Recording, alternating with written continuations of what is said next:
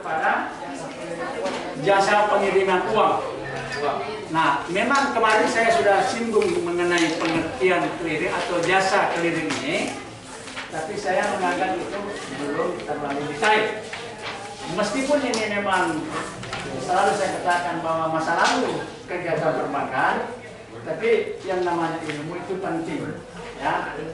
Sehingga saya sudah melengkapi materinya ini di PowerPoint dan hari ini saya sudah bisa kirim ke Pak Ketua untuk semua di share ke grup untuk juga nanti dipelajari. Nah, oleh karena itu mohon ya kerjasamanya kita selama beberapa waktu ke depan untuk mengikuti dengan baik supaya waktu saya itu tidak terpotong hanya untuk ya memberikan kesempatan untuk berbicara yang tidak ada hubungannya dengan perkuliahan.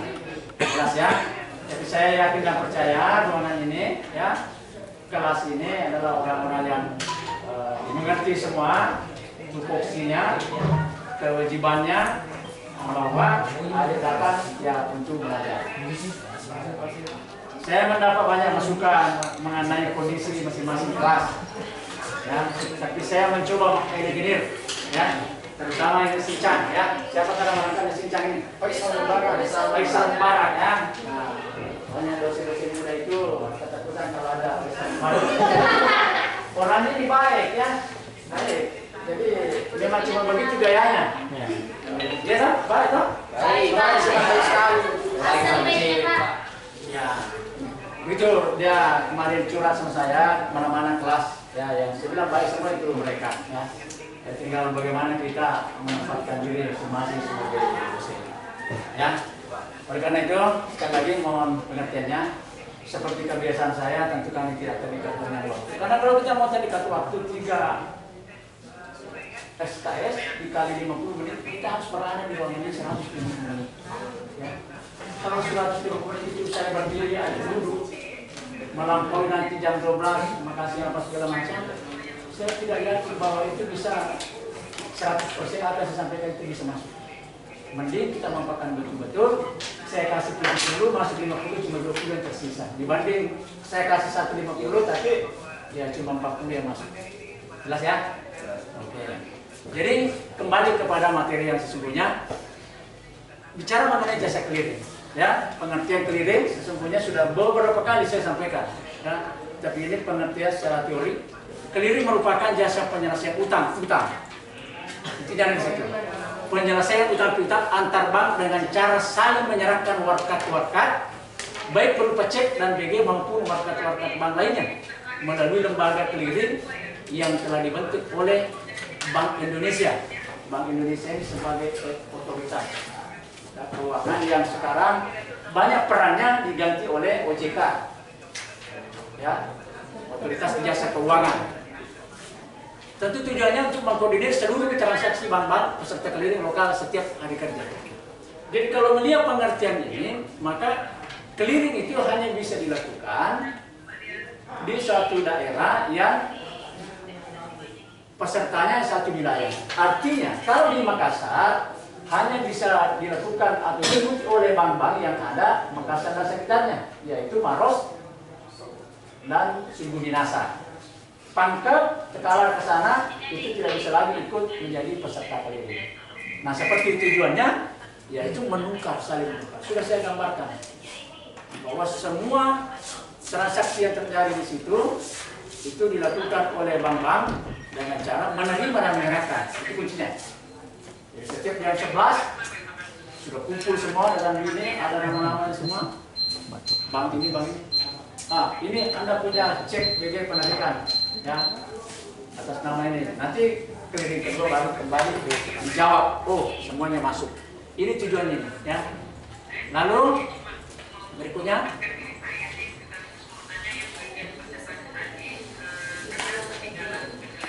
Yang kedua, tujuan kegiatan clearing, ya.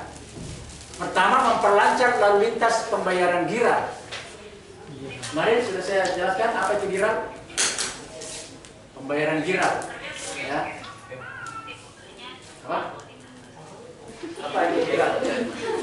Memperlancar lalu lintas pembayaran giral, ya. Kan kalau Anda pemegang rekening giro di bank, Anda namanya giral. Dan diberikan cek maupun bilet giro. Nah, itulah nanti akan dikelirikkan apabila Anda tidak mau berhubungan langsung dengan bank yang mana menerbitkan cek atau BG itu, tapi Anda menerima itu dari orang lain, kan seperti itu ini.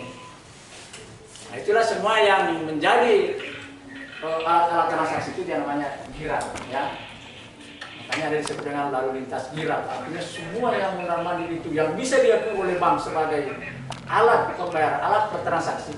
Apakah itu berupa penarikan maupun penyetoran, itulah namanya giral, ya. Lalu mempermudah perhitungan penyelesaian utang piutang. Ya, karena ada kewajiban di situ, maka disebut dengan utang piutang. Kewajibannya gimana? Kalau sebuah bank A misalnya menerbitkan cek BG, seperti yang sudah saya jelaskan sebelumnya, kan ada penabungnya bernama Sutrisno, ya, dari bank A misalnya. Maka ketika Sutrisno ini mau menarik dan untuk kepentingan misalnya siapa namanya? Yoga, ya, tapi Yoga punya bank lain, ya, hanya di Bank Mandiri. Nah, di sini ada yang namanya utang piutang. Ya. Maka bahwa saya sebutkan bank A ini ya punya utang nanti kepada bank B, di mana kewajibannya Sutrisno kepada Yoga. Maka penyelesaiannya melalui clearing. Jadi mempermudah perhitungan.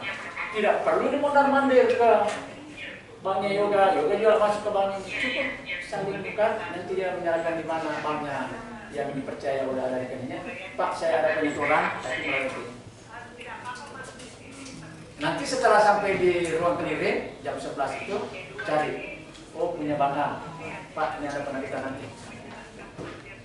Gitu, semua cari. Semua penyerahan itu namanya kredit pertama itu kredit penyerahan wakat, ya. Jadi mempermudah perhitungan penyelesaian, di situ lagi hitung semua. Jadi ada dua yang menghitung di situ. Bank BI selaku penyelenggara yang sudah dilengkapi alat di situ dan semua bank itu ada rekeningnya dulu di situ. Yang dilakukan adalah bermain debit kredit, ya. Bagi yang membayar kewajibannya untuk kepentingan kewajiban yang dilakukan di bank lainnya, maka ya dia akan dikurangi saldonya dan menambah saldonya, ya. Makanya disebut dengan penyelesaian utang piutang yang kedua. Yang ketiga, memaksimalkan pelayanan kepada nasabah bank. Nah, sama tadi yang saya jelaskan bahwa tidak perlu mondar-mandir. Anda tinggal menuju satu bank, menyerahkan kepada petugasnya bahwa ini tolong dikirimkan, ya. Itu kan bagian dari pelayanan kepada nasabah, ya. Tidak menyulitkan. Yang ke berikutnya, Pak, tanya Pak. Boleh. Pak, soal clearing setiap hari dilakukan itu pertemuannya antar bank. Ya, pertanyaannya bagus. Jadi clearing ini karena yang ketiga saja sudah mempertegas memaksimalkan pelayanan kepada nasabah, maka clearing itu dilakukan setiap hari kerja, ya, setiap hari kerja, dan jamnya sudah diatur jam 11. Jadi semuanya, jadi jam 8 hari kerja itu mereka di bank itu masing-masing menerima wakat dulu, ya, seperti saya contohkan. Mungkin Yoga datang ke banknya, Pak ini ada yang saya terima dari temanku namanya, karena ada bilang. Semua begitu dia. Nanti jam 11 kumpul, makanya ada batasnya. Siapa yang data lewat jadi jam 12, sudah, itu nanti akan mendapat sanksi. Makanya kalau di Makassar, kau lihat ada orang rapi-rapi pakai sepatu meruncing, ya.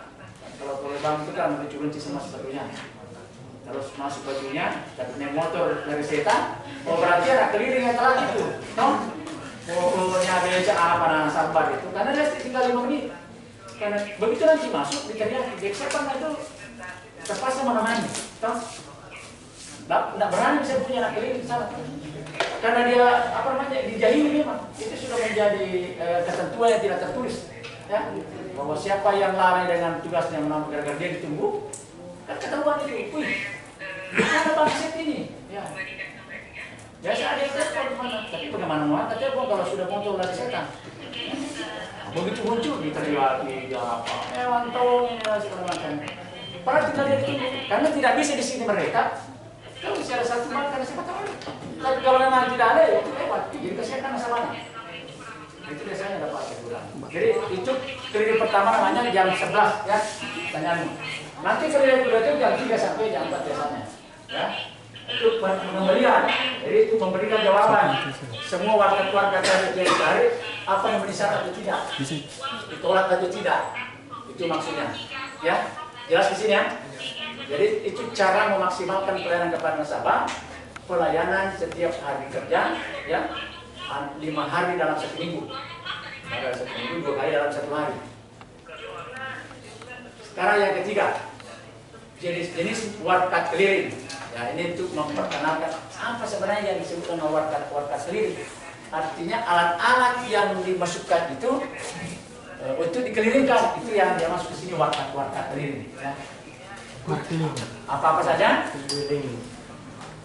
Ya, warkat keliling dapat diselesaikan di lembaga keliling, yaitu warkat yang berasal dari satu kota. Ya.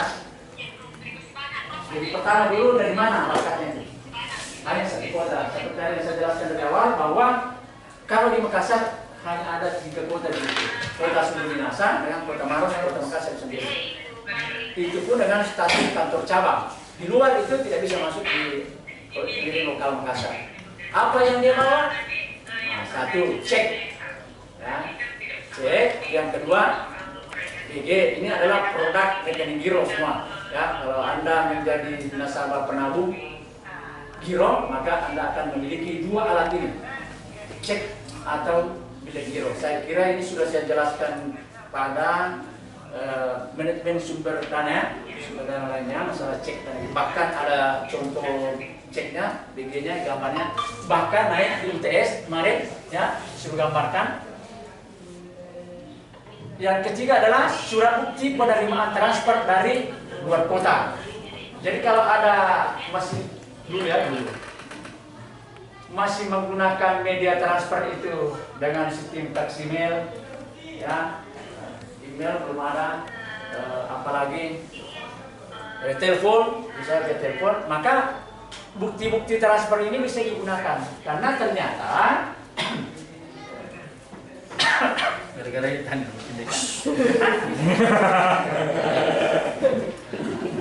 ternyata ada orang yang mentransfer menggunakan transfer itu. Pada saat mentransfer, mana bank terdekat? Padahal yang ditujukan itu untuk dimasukkan itu tidak sama banknya. Sudah bisa dikirimkan satu kota. Misalnya,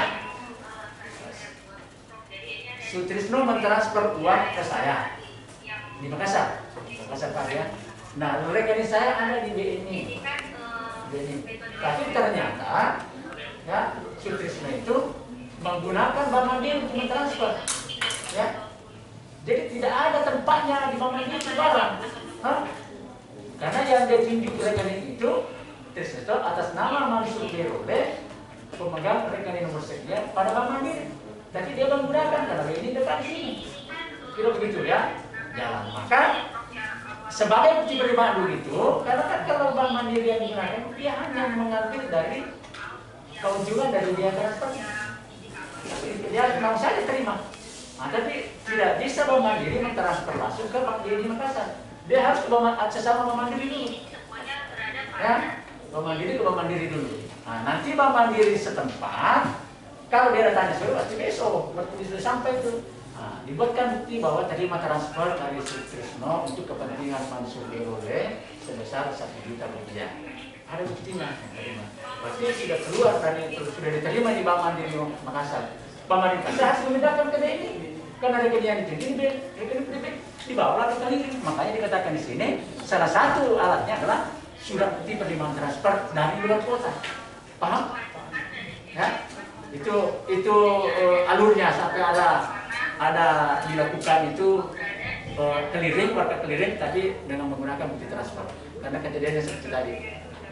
Sekali lagi saya pertegas itu dulu kalau bicara keliling, karena sepertinya kalau sekarang ini tidak ada, karena kalau ada kasus seperti itu mau mentransfer ke saya walaupun bank BNI istilahnya adalah transfer antar bank, entah dia menggunakan konter bank Mandiri atau mau menggunakan ATM-nya dia Bank Mandiri atau punya mobile banking, dalam sekejap itu bisa langsung masuk ya, hanya hitungan yang menit sudah bisa, walaupun antar bank konsekuensinya paling-paling langsung dicas 6.500 selesai. Maka saya katakan bahwa itu adalah masa lalu, tapi boleh kita ulang kembali sebagai ilmu ya. Yang keempat ya, lalu lintas viral seperti yang saya katakan, apapun yang wujudnya bisa ditransaksikan ya, termasuk tadi itu surat-surat itu apa segala macam media apa yang bisa dimunarmandirkan kemana-mana, diakui oleh bank sebagai alat pembayaran ataupun penerimaan, itulah namanya lalu lintas viral. Inilah yang boleh di jenis-jenis warga clearing yang dimaksud. Berikutnya, alasan penolakan clearing ya. Jadi tidak semua clearing itu memang diterima, bisa ditolak. Nah, tentu punya alasan. Alasannya apa? Pertama, ini dia sebenarnya kalau ada memahami betul, memperhatikan penjelasan saya waktu sumber dana-dana bank itu, ini kan saya sudah jelaskan mana-mana cek BG yang boleh dicairkan, cuma bedanya dikelilinkan. Yang boleh kita ambil di counter bank, ya. Nah, ini hampir sama dengan penjelasannya. Cek atau BG bukan berasal dari bank yang bersangkutan. Ya. Apa maksudnya ini? Alasan penolakan cek atau bilet giro bukan berasal dari bank yang bersangkutan. Oh, ternyata ini cuma salah alamat. Oke ya, saya ambil contoh saja Sutrisno ya. Jadi Sutrisno ini punya rekening giro di Bank Mandiri tadi, ya, punya rekening giro di Bank Mandiri. Tapi dia pegawai banknya itu pada saat clearing dia tidak kasih Bank Mandiri, dia taruh di mejanya, ya, di Bank BCA misalnya. Sampai di kantornya, di semua warga-warga tadi yang masuk, ada saksi. Nah, dia tidak bisa apa-apa karena bukan dia punya, kan ditolak. Ya, jadi salah memasukkan warkat itu, bukan clearingman-nya Bank Mandiri yang dikasih, tapi clearingman-nya dia masuk di mejanya Bank BCA misalnya. Itu alasan pertama. Yang kedua, tanggal cek atau BG belum jatuh, sudah pernah tahu terjadi tanggal cek atau BG. Hari ini Anda mengeluarkan BG atau cek, nah untuk nanti bakal dikirimkan oleh orang. Tapi tanggalnya di situ Anda tulis tanggal 10 November, tapi besok dia sudah bawa, pasti ditolak. Karena dilihat belum ini Pak, tanggal 10 Pi, tolak. Nah biasanya itu kalau petugas penerima warkat itu di bank teliti itu sudah dijelaskan dan biasanya dipending. Hanya tidak langsung dikirimkan oleh banknya, ditaruh di laci dulu, diterima saya supaya tidak bolak-balik ini, diterima saya tanda terima. Tapi diberitahu Pak, nanti tanggal 10 saya jalankan Pak. Tapi kalau tidak lalai, begitu diterima, dibuatkan bukti apa namanya, nanti dibawa ke clearing. Nah itulah biasanya ditolak. 3. Materai tidak ada atau tidak cukup, sama yang peserta yang sebelumnya. Ya, kalau tidak ada materai biasanya kan kalau mau cairkan itu cek pasti ditolak. Itu juga diminta untuk kami bantuan. Yang keempat adalah jumlah yang tertulis di angka sama ya. Jadi nominalnya adalah 1 juta rupiah. Ya. Tapi Anda tertulis dengan huruf 10 juta rupiah. Nah, itu ditolak karena bingung yang mana mau diikuti. Yang kelima adalah tanda tangan tidak sama dengan spesimen. Karena setiap orang membuka rekening itu apapun namanya, mau giro, mau tabungan, mau deposito, pasti selalu membuat dulu spesimen tanda tangan. Ya, contoh tanda tangan. Nah, pada saat Anda penarikan itu diam-diam itu petugas itu mengecek dulu. Sama juga tanda tangan ini. Jangan dia ada palsukan punya orang. Dan ini sering menjadi alasan orang ditolak padahal cuma saldonya yang tidak cukup, tapi boleh sah-sah saja karena tidak mungkin datang mau membuktikan oh cocok tanda tangan saya. Kenapa? Karena kalau cuma spesimen tidak cocok itu biasanya tidak dikasih oleh SP. Tapi kalau saldo itu SP sangat-sangat urgent kalau masih menyangkut saldo simpanan itu yang tidak cukup lalu Anda melakukan penarikan. Itu di SP biasa, kasih surat peringatan. Makanya biasa bank atas persetujuan komunikasi dengan nasabahnya, saya tolak bayar tapi dengan spesimen siap saya. Yang keenam, coretan atau perubahan tidak ditandatangani. Seperti yang saya jelaskan sebelumnya, ya, Anda mau menulis, ya, mau menyumbang ke saya 1 juta rupiah dengan dalam bentuk cek, sudah tulis sah. Ya, mau tulis 1 juta atau sudah angka satunya sudah. Untuk bos, kasih cukup 2 juta. Oke, boleh Pak. Anda coret nomor satunya, yakin jadi nomor 2. Jangan ditindis, coret. Pindahkan 2 juta rupiah. Maka hasil coretan itu harus ada tanda tangan di sampingnya atau paraf. Itu yang dimaksud coretan atau perubahan tidak ditandatangani. Ya. Yang ketujuh, cek atau BG tanggalnya sudah kadaluarsa. Berapa kemarin kadaluarsanya cek BG? Yang ingat? Berapa hari? Biasanya Pak? Hah? Kadaluarsanya? Nah, pasti sudah lupa tuh perhatian. 6 bulan.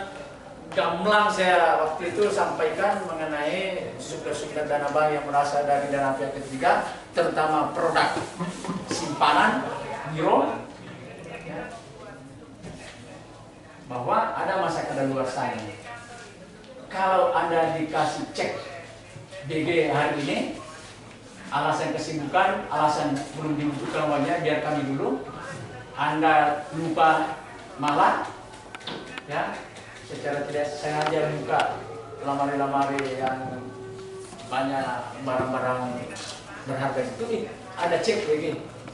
Nah, ternyata BG itu sudah melebihi dari 70 hari.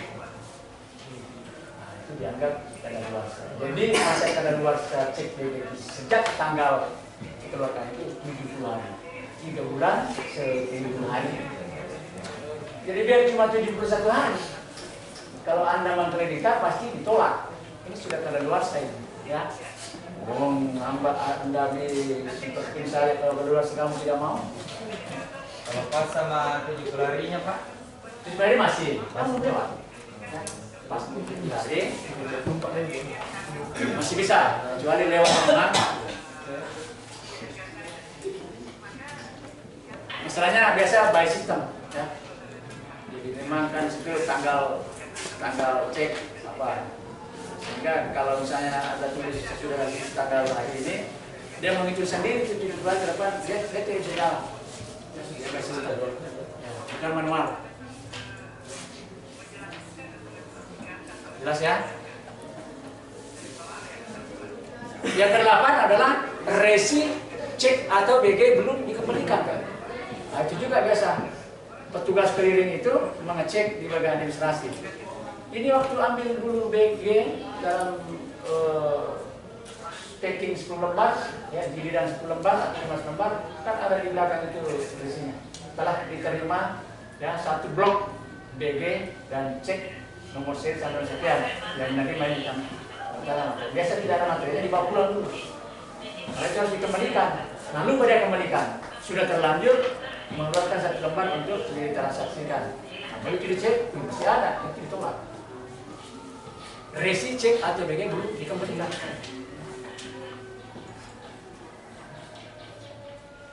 Endorsement atau pengalian. Endorsement ini pengalian cek tidak benar, ya. Jadi Anda mengalihkan itu cek kepada pihak yang tidak benar. Jelas sekali. 10 rekening giro sudah ditutup, jelas ya. Apa yang mau diisi kalau sudah tutup. ke-11 dibatalkan oleh penarik. Ya, tiba-tiba Anda membatalkan, Anda penariknya batalkan itu dengan alasan-alasan tertentu. Bisa. Rekening diblokir oleh pihak berwajib, ya. Jadi ada banyak faktor ya yang diblokir. Salah satunya adalah pihak berwajib. Kalau Anda tersandung dengan hukum, ya biasanya yang paling pertama yang dilakukan oleh itu aparat penegak hukum adalah memblokir semua ya kekayaannya, terutama rekening bank. Gitu. Nah, kalau sudah seperti itu ya tidak bisa ditolak, karena memang tidak bisa bergerak itu transaksi. Kondisi cek atau DG rusak, ya sudah tidak sempurna lagi. Ya, mungkin kena hujan, sudah ada cacat atau ya Anda mencuci di baju, satu baju tidak terasa, walaupun dia apa-apakan itu sudah dianggap tidak sempurna oleh bank, maka itu juga bagian dari salah satu penolakan dan tentu alasan-alasan lainnya yang tidak disebutkan di sini. Nah, oke.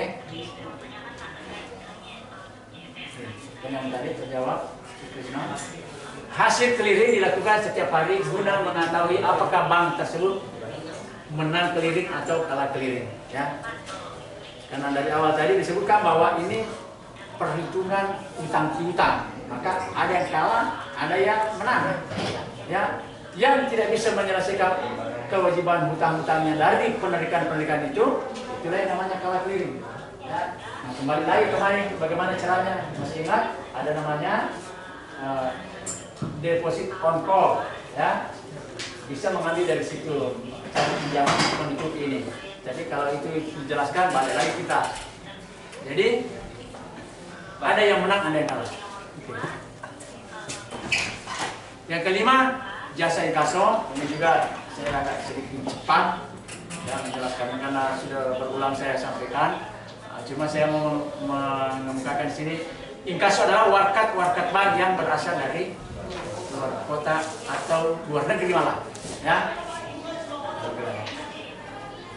Kalau saya menyebutnya lain, pengertiannya ini adalah ya warkat yang harus ya diselesaikan tapi berbeda wilayah, ya.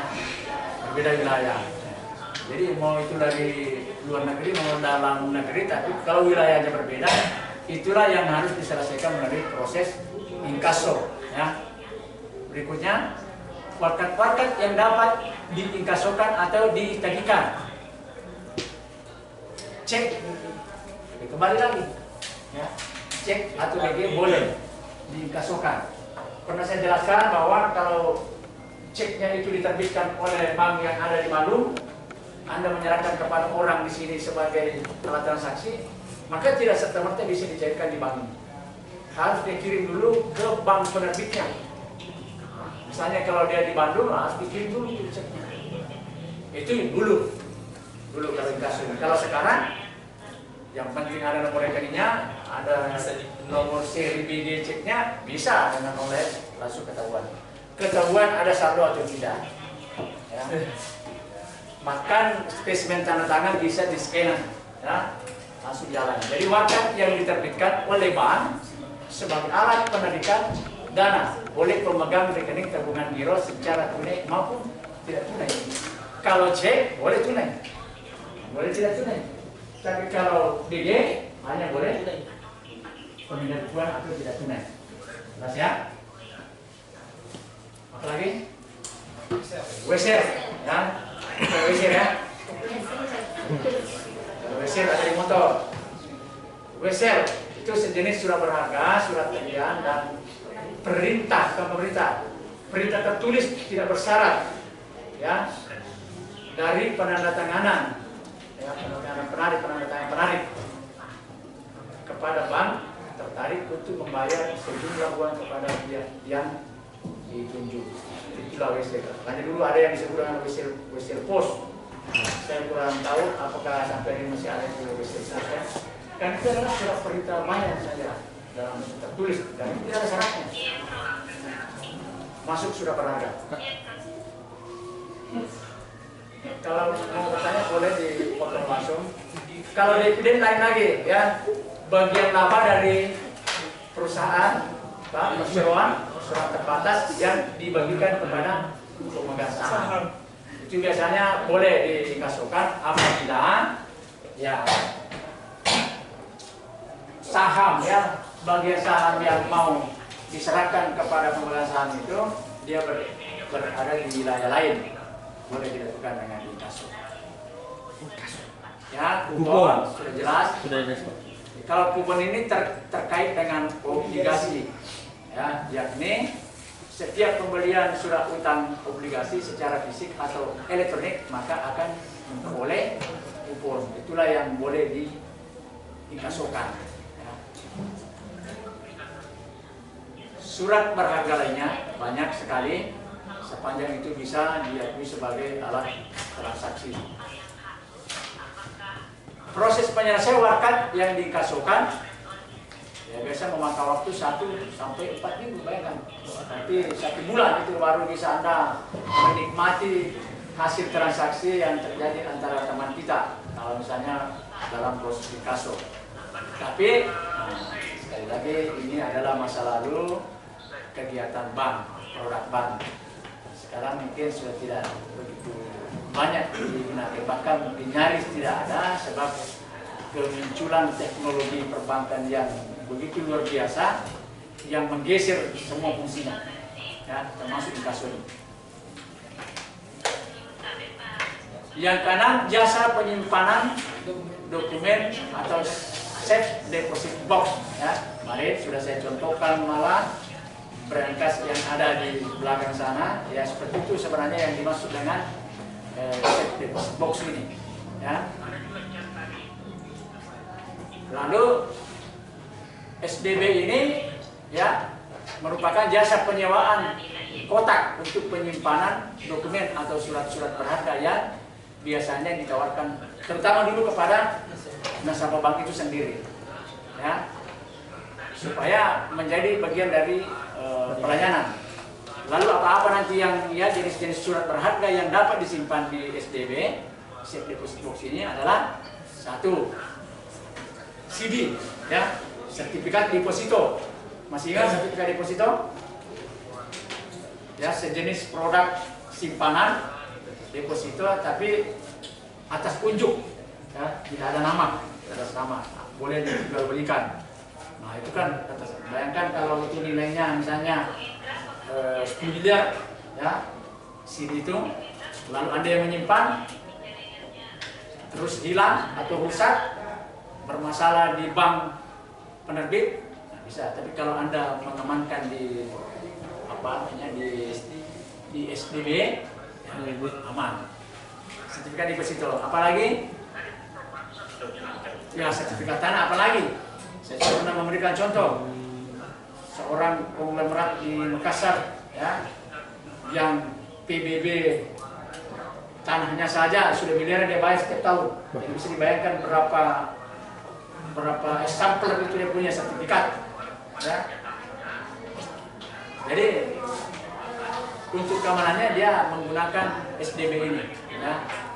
Tapi kita pun boleh seperti itu untuk menggunakan kalau Anda mau menyimpan di bank Anda punya sertifikat, ya seperti ada saudara yang lain agak sedikit jahil, selalu mau memanfaatkan kekayaan orang tua misalnya, pada hari nanti akan dibagi, boleh supaya aman taruh di bank. Saham, obligasi, ya, surat utang, pasti surat perjanjian, boleh. Kalau ada perjanjian yang kamu anggap lebih penting ke depan yang digunakan, ya siapa tahu nanti ada yang uang prestasi atau ingkar dari perjanjian itu, tapi dibutuhkan bukti tidak ada lagi. Oh saya sudah kan ada perjanjian, mana? Ini belum dicari, tidak ada. Nah, biasa orang menggunakan itu di penyimpanan. Peserta belum bisa ambilkan. Banyak kejadian-kejadian sekarang terpaksa melibatkan pengacara, ya, karena bersengketa mengaku ada perjanjian tapi tidak bisa dibuktikan dengan perjanjian itu. Akte kelahiran boleh juga, ya. Mungkin kalau zaman saya ini ada akte kelahiran daftar di mana?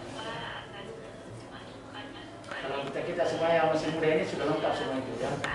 Lengkap semua. Biasanya disimpan orang tua itu sama dengan orang lainnya. Jasa mulai dari SD sampai SMA. Surat nikah, ya. Boleh simpan surat nikah yang kedua, ketiga, keempat supaya kita tahu di rumah. Ya. Nah, tapi jarang ya, karena biasanya surat nikah itu hanya satu. Ya. Yang ada nikah beberapa kali, tapi tidak ada surat nikahnya. Hanya nikah di bawah tangan. Hanya sah menurut agama. Hanya harus cerai dulu kalau mau nikah. Ada ijazah, paspor, surat wasiat, semua bisa Anda simpan di tempat ini. Lanjut.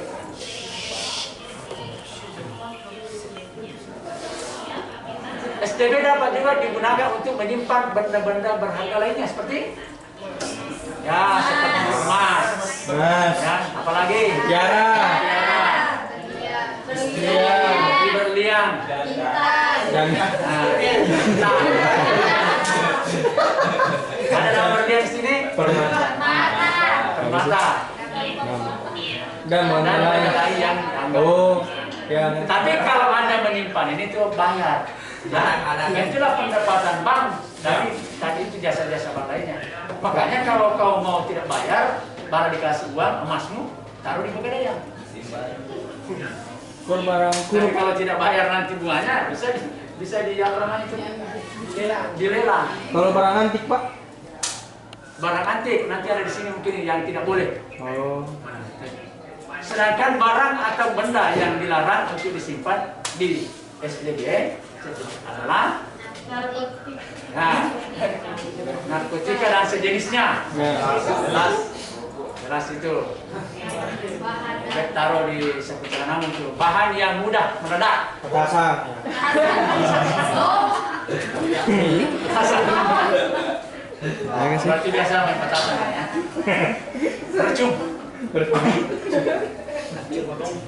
Dan benda bahan larangan lainnya termasuk yang kamu bilang tadi. Anda penting. Barang antik. Ya, barang-barang antik yang mudah meledak. Gas kuno. Ya, barang antik itu ya termasuk CD. Keuntungan bank dari jasa. Ini bicara. Kenapa bank menyiapkan jasa? Karena ada keuntungannya. Pertama, ya biaya sewa. Tadi saya bilang, semua barang-barang begitu itu ada pembayar. Ya, dibayar. Itulah keuntungan bank. Mempergunakan itu. Dia bertanggung jawab penuh. Ya. Yang kedua, uang setoran jaminan yang mengendap. Nah, apa maksudnya? Uang setoran jaminan yang mengendap. Apa maksudnya itu? Uang Berarti ini jaminan. setoran jaminan yang mengendap. Ya ada jaminan. Ada jaminan. Jadi maksudnya apa itu? Bagaimana menjelaskannya itu? Ada yang bisa? Mengendap. Mencampur. Angin mengendap. Nah, tenang. Buat saudara yang jaminan tenang. Ada yang bisa? Angin Pak, yang tidak ditahu orang lain. Ini kan bicara keuntungan ya. Apa keuntungan sih? Yang kedua adalah uang setoran jaminan yang mengendap. Bicara keuntungan. Mengendap. Menumpuk. Bisa bunyi. Yang mana yang diberikan? Yang tertimbun apa Tertimbun. Jadi setiap ya, jadi selain pembayaran tadi itu berapa, ya. Nah, tapi kan ada juga berupa barang jaminan, ya. Barang jaminan. Bayangkan kalau namanya Anda deposit ya, maksudnya saya kasih contoh ini. Ini sesuai dengan keinginan saya kemarin untuk realisasi bahwa sebaiknya itu tidak ada lagi buku tapi menyiapkan ya buku lalu Anda dibekali apa namanya kartu perpustakaan Ya. bayar 100.000 berlaku selama 1 tahun. Kamu kan buku apa saja yang dibuka silakan. Kamu sekarang Kan begitu. Nah, setiap buku ada jaminannya. Ya. Balik karena siapa tahu Hilang. kesilangnya keluar kok susah mau dicari. Tadi, bayangkan kalau itu semua buku masuk ke jaminan, kalau di bank, pasti kan ada dana terkumpul. Tidak perlu susah mencari penabung. Itulah keuntungan bank. Ya. Artinya dan dari jaminan-jaminan itu dikelola dengan baik karena selama dunia boleh dipakai, sekarang ada simpanan. Itulah keuntungannya. Ya. Nah, putar aja tahu itu barang jaminan. Putar dulu itu dikelola, diproduktifkan itu maksudnya. Ya. Pak, Pak maksudnya ini uang setoran jaminan yang mengendap. Artinya mengendap itu uang tidak bergerak, tidak perlu dialokasikan apa karena uangnya murah. Tapi belum bisa juga dia tarik karena dia masih ada karena jaminan belum ada pinjaman pinjaman barangnya. Nah itulah kalau terkumpul 1 miliar misalnya itu orang jaminan mengendap di situ, bank boleh menjualnya dalam bentuk kredit. Kita menguntungkan. Ini yang dimaksud. Ya, keuntungan bank dari jasa SDB ini. Clear ya? Clear, Pak. Yang ketiga adalah memberikan pelayanan kepada nasabah. Ini service excellent ya. Bagaimana memberikan pelayanan yang maksimal kepada nasabahnya dari segala persoalan-persoalan kehidupan yang dia alami. Misalnya tadi kesulitan, ada uangnya memang banyak tapi mungkin di rumah tidak aman gitu ya. Sudah, saya bantu taruh sini saja bukunya. Itu adalah pelayanan pada nasabahnya. Jasa bangka. Jasa bangkar. Saya nggak tahu di kelas lain sampai di mana ya. Ada dia punya nanti saya kita lihat. Kalau dia menyetop, ya kita stop. Jasa bangkar, ya. Kenapa saya katakan di sini? Kenapa dikatakan bangkar? Tidak langsung kartu kredit, ya. Bukan kredit card, ya. Karena dia menggambarkan di sini jasa bank berasal dari kartu, ya. Artinya boleh kartu kredit, boleh juga kartu debit. Jadi bangkar. Nanti kita lihat apa-apa saja yang masuk kategori bangkar. Ya. Tapi kita dulu lihat pengertiannya. Bangkar atau kartu kredit dikeluarkan oleh bank yang berguna sebagai alat pembayaran di tempat tertentu saat berbelanja dan dapat dipergunakan untuk penarikan uang tunai di ATM. Itu baru bangkar sejenis kartu kredit, ya, belum bangkar yang lainnya. Ya, sistem atau cara kepemilikan bangkar. Ya, kalau misalnya yang diajukan itu adalah kartu kredit, maka calon nasabah mengisi aplikasi untuk itu. Aplikasi itu ya semua persyaratan di situ permohonannya, Anda mengisi data-datamu, baru diajukan. Kalau dalam prinsip bank itu sudah memenuhi syarat, maka bank akan menerbitkan kartu jika disetujui. Ada tuh kartu kredit sini, ya. Kredit itu dia kartu biasa kayak KTP. Ngomong-ngomong sudah masuk, ya kartu masuk semua. Bohong, Pak. Dari semester 1 2 tahun pernah. Anu Pak katanya Pak. ini Pak.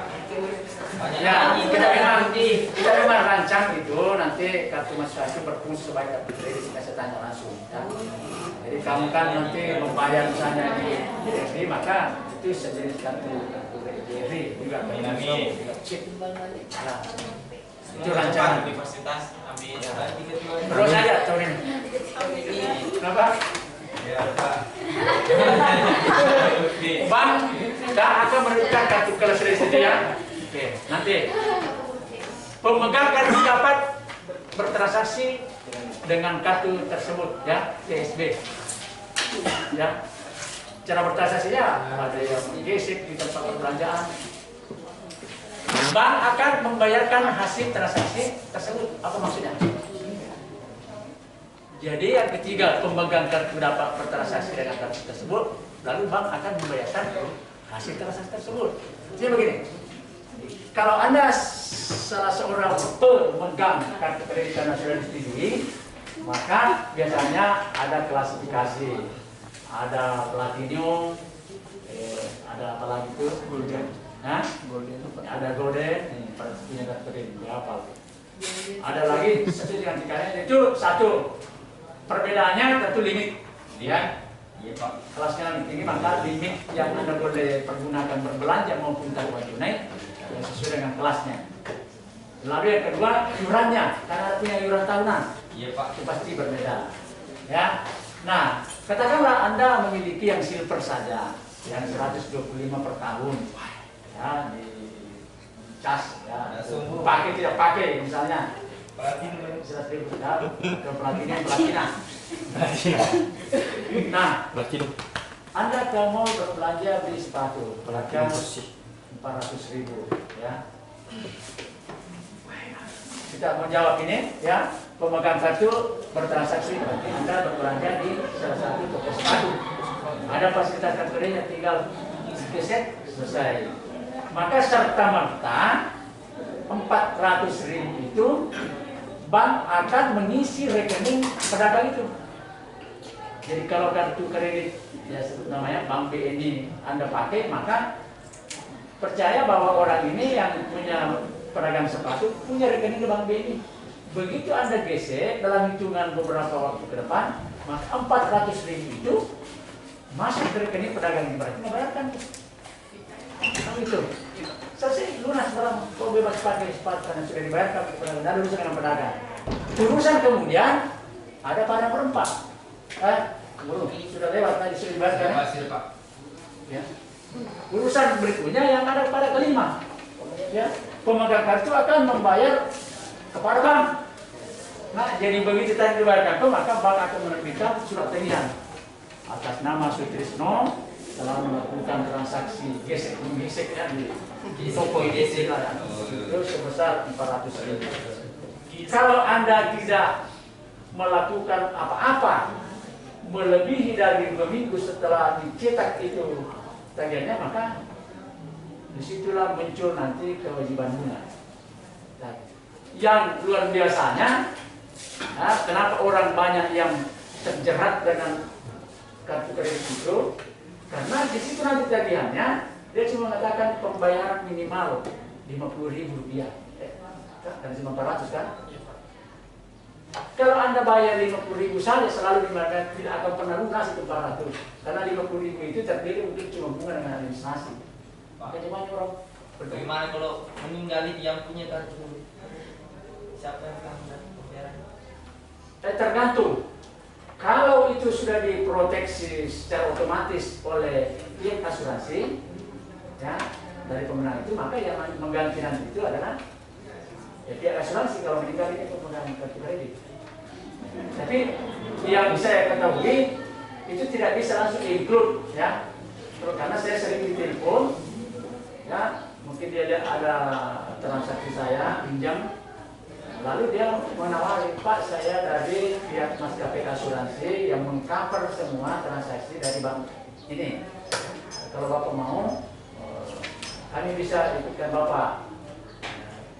Caranya tuh, saya harus dipotong rekening ya tabungan itu setiap bulan sekian. Sehingga kalau sejumlah tadi pembelanjaan saya seperti yang ditanyakan tadi, siapa Mubarak, ya. Besar Mubarak, tiba-tiba saya tidak mampu bayar, jangan meninggal tentunya. Ya, dia bisa membayar, maka asuransi langsung mengganti itu, ya, menyetop saya punya premi, ya, pembayaran asuransi, dan juga disetop penagihan dari perbelanjaan saya karena sudah di-cover oleh asuransi. Begitu, ya, bagus pertanyaannya. Ya, jadi siapa yang bayar kalau si pemegang kartu itu sudah berbelanja meninggal? Tergantung. Kalau sudah ada proteksi dari pihak asuransi, maka ya asuransi. Kalau tidak, ya itu risiko bank. Makanya ada yang bertanya, kenapa ya Pak itu kartu kredit mahal sekali bunganya? Bayangkan dalam 2 minggu 4%. Ya, 4%. Ada 4%. Karena apa yang mudah diperoleh pasti risikonya juga tinggi. Ya, dibayangkan tidak pernah ketemu itu pegawai bank. Cuma by telepon saja, ini disuruh lagi kirim saya punya data-data. Setelah itu dikirim kartu kredit, saya sudah bisa berbelanja 10 juta. Coba. Bisa tarik waktunya di ATM 5 juta. Nanti itu baru saya cicil. Nah, bagaimana kalau seperti yang tadi bilang cincang? Tiba-tiba saya tidak mampu bayar karena dipanggil yang maha kuasa misalnya. Itu kan risikonya tinggi. Makanya itu dia tetapkan juga tarif suku bunganya besar karena risikonya tinggi. Ya, jadi pemegang kartu akan membayar kredit bank dengan cara mengasuh dengan batas waktu tertentu. Dikatakan batas waktu tertentu. Kalau Sutito tadi berbelanja 400.000 karena mendesak membeli tiket pulang dari Jakarta, ya, tidak ada uang tunai apa, tapi ada kredit, penjual tiket boleh menggunakan kredit 400.000. Begitu sampai di Makassar, ya, datang ke bank atau minta uang dari keluarga untuk langsung membayar, tidak persoalan. Tidak ditagih lagi karena dia nggak mau kembali. Kecuali kalau tadi seperti saya jelaskan, Anda biarkan tidak disentuh-sentuh, ya, dalam anggap hutang, nanti muncul tagihannya baru lihat kalau mau dibayarnya lagi. Nah, ini tipsnya. Kalau Anda mau memiliki kartu kredit, bagus sebenarnya sebagai berjaga-jaga di dompet. Karena itu sudah sering itu bisa menutupi malu kita sama teman, ya. Tapi caranya tadi seperti itu. Jangan biarkan mengendap, itu cara pakai mengendap. Mengendap itu kredit berjalan, Anda tidak lunasi. Hanya kebetulan tidak ada uang saja, ya. Saya pernah di Makassar, tidak ada uang di dompet, hanya ada kartu kredit. ATM ada, tidak ada isinya, ya, kosong. Pas pada saya bersama, ya ketemu di restoran teman saya. Pada satu orang yang mau traktir, tapi ada ketemu kan orang. Pas sudah, wih cowok namanya ada pernah itu. Kami sudah ketemu traktir semuanya. Tidak ada uang kesehatan, ini kartu kredit. Bagaimana Pak? Gabung sama saya makan. Ya, saya bayar 1,3. Ya, dan semua orang itu, ya, namanya restoran kan. Biar tempatnya juga dibayar, biar orang lewat dari pandang dibayar juga. Tapi saya tidak mau nanti terbebani kalau saya bikin jadi hutang melebihi dari setengah bulan. Ya saya segera begitu habis kerja, saya segera membayar. Tidak ada masalah. Itu tipnya. Langsung selesaikan, jangan biarkan dulu muncul tagihannya. Atau ada yang lebih bagus kalau Anda mau menggunakan kartu kredit. Ya. Perhatikan kalau masuk di perbelanjaan, mau beli HP apa segala macam, kan tidak semua. Ya, menawarkan HP apa namanya, Samsung, Oppo, apa segala macam. Menggunakan kartu BNI 0%. Ya, bisa diansur 6 bulan atau 12 bulan. Pilih itu. Kalau kau memang menginginkan beli handphone baru tapi belum punya uang sebesar harganya itu, Anda sanggup mencicilnya, boleh dan tidak ada gunanya. Tidak ada gunanya. Yang penting Anda sudah kerjasama itu 0%. Kalau harganya 5 juta, ambil yang 1 tahun, langsung dibagi 12 saja. Tidak ada dikali kayak soal yang lain itu dan dikali 1% bunganya. Karena kan dia 0%. Aman kan itu, tidak ada masalah. Sehingga nanti tahu tiap bulan bayar ya, karena itu nanti ada batas. Dan itu tidak ada kata-kata yang bilang pembayaran minimal kalau itu. Karena di jadwal ceritanya bagi 12, 1 juta di 5 juta dibagi 12 berapa? Itulah tiap bulan pembayar. Ya, tidak lebih dan tidak kurang. Paling biaya administrasinya. Ada pertanyaan? Kalau begitu apa keuntungannya Bang? Dia memberikan kartu kredit ini. Pertama ada juga program 1 tahun ke depan tidak ada pembayaran iuran, ya. Yang penting ada gunakan, ada dana saksi, ada begitu programnya, promosi. Jadi Anda dikasih kartu kredit, yang penting Anda pakai 1 kali, itu bebas iuran 1 tahun. Nah, pakainya pun menggunakan tadi 0%. Berarti kan tidak ada keluaran apa Bang? Kira-kira dari mana keuntungannya bila begitu? Itu menjawab pertanyaan itu. Menggunakan program kredit yang 0%, lalu dia menggunakan kartu yang free 1 tahun. Ya, kan nanti pas 1 tahun ya buang mungkin. Ini kita sudah Pak, saya tidak pakai lagi. Masih ada kartunya begitu? Masih ada kartu? Ada sampai sekarang program. Ada, tinggal pilih. Tapi pertanyaan di sini dari mana keuntungannya Bang kalau gitu? Ada yang bertanya kepada saya. Ada yang bisa menjawab? Dari mana keuntungannya Pak? Ya. Nah dalam perbankan itu tidak melulu itu keuntungan dilihat dari nominal, ya. Kan selalu saya pernah katakan tabungan itu juga dilihat dari number of account namanya, NOA, number of account, artinya jumlah rekening. Semakin banyak rekening itu semakin banyak semakin bagus keuntungan. Yang penting masuk dulu sebagai nasabah. persoalan untung tidak untung itu kan nanti saya bisa tawari masuk di ada database. Nah, saya masukkan sebagai nasabah kartu kredit, tapi pasti itu apa dipakai atau tidak pakai tapi apa tadi itu. Jadi kan nanti saya sebagai pengembang ada yang bertanya, saya bisa tawari lain, Pak. Anda pemanggilan di alat ya kan ada program. Anda adalah nasabah terbaik kan. Ini kami tawarkan ini. Anda tertarik, misalnya dari perumahan, di tahun bahwa sudah menikah, ya sudah bekerja di sini, berarti kunci rumah. Boleh ditawarin itu. Dan mau nyembunyi, Anda nasabah terbaik itu kan cuma daripada curi-curi datanya orang, hanya ngomong atau di mana datanya sincang, ya cari di BBC cari deh, itu kan bisa keberatan, lebih ditawarin kartu kredit dengan iming-iming kemudahan-kemudahan, nanti itu gampang untuk berkomunikasi. Ya itu jawabannya, ya bahwa tidak harus dengan keuntungan-keuntungan yang langsung real, tapi untuk jangka panjang bisa tidak produk lain gampang untuk ditawari sesuai dengan kebutuhannya. Oke? Ada pertanyaan? Siapa pihak terkait? Ya, ini bisa kata lain unsur-unsur kartu kredit. Kalau dulu unsur-unsur kredit ada bank, ada nasabah, ada perjanjian kan begitu kalau unsur-unsur. Ini ya, saya berubah apa siapa-siapa pihak yang terkait dengan bankar. Pertama, ya, tentu bank sebagai penerbit atau dan pembayar bankar. Yang bisa jelaskan. Anda menggesek, dia yang bayar. Ya. Itu. Yang kedua adalah pedagang itu sendiri sebagai tempat berbelanja.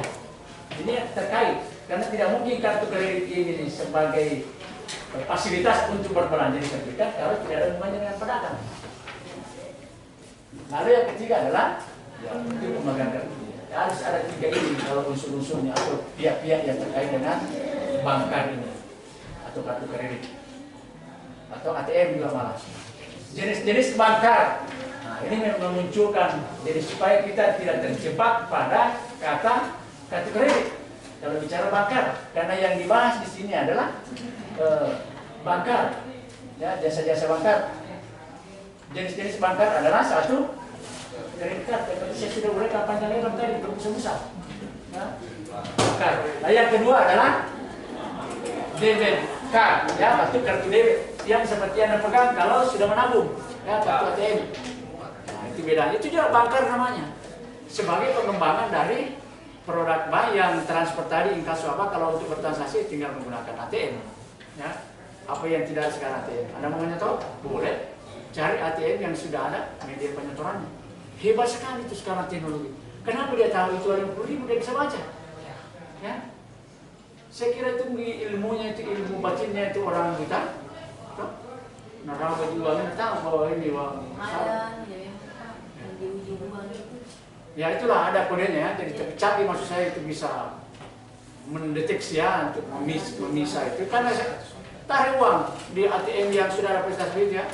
Kan ada juga yang mono itu kalau ada. Cuma fungsinya untuk menarik itu pun ditentukan pecah 50 kan begitu rata-rata ya itu murah itu yang begini.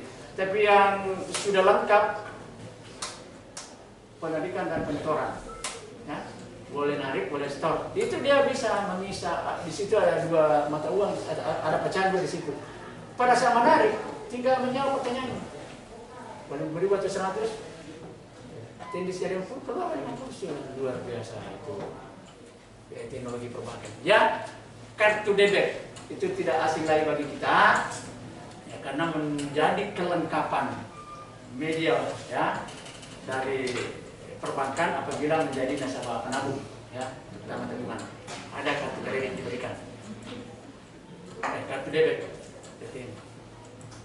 Apa keuntungan bagi kenapa keuntungan lagi memang belum ya keuntungan bagi bank memperoleh iuran tahunan oh tadi box yang ada keuntungan. Keuntungan bagi bank yang memperoleh iuran tahunan seperti yang saya katakan. Tapi ada yang mempertanyakan karena ada program yang seperti itu bebas uang tahunan selama 1 tahun. Ya. Yang kedua bunga atas transaksi yang dilakukan oleh pemegang. Jadi saya jelaskan juga kalau Anda membiarkan berputar dalam durasi tertentu muncul perhitungan bunganya, maka Anda akan dikenakan bunga. Tentu loyalitas nasabah. Ya, itu tadi pertanyaannya bahwa di mana keuntungannya minimal loyal, dia tidak pindah-pindah ke kita, lalu ada produk baru tinggal masuk nawarkan kredit rumah lah, kredit itulah, kredit mobil dan sebagainya. Nah itu keuntungan bagi pemegang kartu tentunya ya, bagi kita ini sebagai nasabah, kemudahan bertransaksi, apa saja mau bertransaksi, menghindari risiko kehilangan membawa uang tunai, ya, percaya diri kita, kalau ada apa-apa, ya, daripada membawa uang tunai dicopet, ya. Tapi kan bisa masih tidak kehilangan nominal ada. Oh iya Pak. Ya, tinggal lapor, blokir Pak, baru ganti. Oke. Tapi kalau uangnya yang kembali itu paling bisa balik dompetnya. Saya pernah di Penakukan sana, ya, ada saya punya teman dari satu polis itu sedikit ya, langsung menangis. Kan dia sudah tawar barang-barang, polis itu, gila dompetnya. Jadi saya juga dengan sombong, di mana ya Pak? Dan di pesat itu, tunggu Pak, pulang aja tapi dompetnya aja. Kalau kau punya uang, nggak mungkin balik. Tidak apa-apa Pak, daripada si buang tunggu. Siapa pada mana suku tahu sama? Padahal saya punya pengalaman bahwa kalau dicuri dompet di sekitar situ, dia buang itu di tempat sampai situ, tapi tidak ada isinya. Nah, ternyata betul. Saya ke motor keluar, ada di situ. Hebat Pak ini. Satu semua juga kecil. Ya, padahal tidak ada, punya pengalaman pada dicoba. Ya, jadi menghindari risiko kehilangan membawa uang tunai. Oh ini tahu ini dia nih, ya. Anti dulu tuh. Ini pernah saya satu kerja ini. Dia menangis ya, kembali. Keuntungan pedagang jelas ya, meningkatkan omset jualan. Bisa dibayangkan kalau cuma mengandalkan orang yang berbelanja tanpa kartu apa segala macam, tidak punya, tidak jadi berbelanja. Misalnya ada sudah cocok barang apa, tapi punyanya cuma kartu kredit, tapi toko ini tidak ada fasilitas yang untuk gesek itu, tidak bisa. Ya. Jadi keuntungan kepada dapat menarik menyetor uang tunai. Ini kalau pakai kartu ATM ya, itu keuntungannya. Yang kedua, mengecek saldo transaksi boleh. Oh iya Pak. Ya, berapa saldo itu datang ke ATM, kalau tidak punya mobile banking bisa. Cuma pernah saya baca itu beberapa bank itu sudah menerapkan begitu persentuhan dengan ATM itu hanya walaupun hanya mengecek saldo itu sudah ada casnya. Ya, tapi saya belum pernah buktikan benar tidak. Melakukan berbagai transaksi pembayaran dengan siapa? Ada. Oh, sudah Miran. Tutup sudah cukup dari sini aja. Ya, melayani berbagai transaksi pembayaran dan pembelian. Ya, sama tadi itu melakukan transfer antar rekening maupun antar bank. Ya, itu keuntungannya. Anda boleh sekarang mentransfer pakai mobile atau ke ATM kok, nah, kan? Nah, cuma hati-hati kalau antar bank itu di ATM, ya bukan antar rekening, itu harus ada kode bank.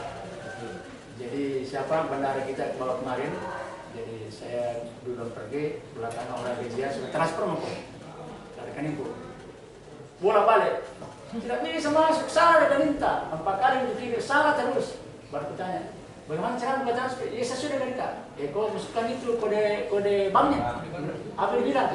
Cek dulu rekening lain banknya, coba lagi, begitu dimasukkan di luar kode bank langsung masuk. Ya. Jadi melakukan transfer antar rekening dan antar bank. Manfaat, ya ini manfaatnya, lokasi mesin ATM tersebar di mana-mana, gunakan manfaatnya di mana-mana ada tempat-tempat strategis. Cara pengoperasiannya mudah, tidak ada yang penting bisa membaca. Ya. Tekan ini, tekan itu, ya, sampai membayar BPJS, membayar banyak transaksi di situ, membeli pulsa, bayar token, semua ada di sini. Yang penting bisa membaca, kapan dioperasikan. Dan yang ketiga, melayani 24 jam termasuk hari libur. Ya, itu hebatnya sekarang. Anda mau bertransaksi kapan, hari Minggu, hari libur, subuh, dini hari, ya pokoknya yang penting ada saldo, ada ATM. Saya kalau naik mobil tengah malam jam 2, ya pakai mobil umum, sampai di sini semua tapi pusing dulu pada bos. Kenapa sih nggak di ATM kalau kamu dibayar? Karena saya datang ke uang. Nah, itu hebatnya sekarang. Melayani 24 jam termasuk hari libur. Menjamin keamanan dan replace. Ya, menjamin keamanan tak dalam konteks ya transaksinya, tapi tentu tidak bisa dipegang ini karena betapa banyak juga korban. Ya, hanya karena menggunakan ATM begitu keluar dari ATM ditodong, nah, selesai banyak hidup kita terima. Tapi bukan itu yang dimaksud. Dapat bertransaksi lebih dari 1 kali dalam sehari. Ya, sudah tadi minta izin Pak mau ke ATM dulu sampai di sini kurang, balik lagi, nggak salah. Nah, ini yang susah dijelaskan ini yang begini. Ini yang nanti berikutnya nih, ya, 8, ya. Ini nanti jasa pelutasi.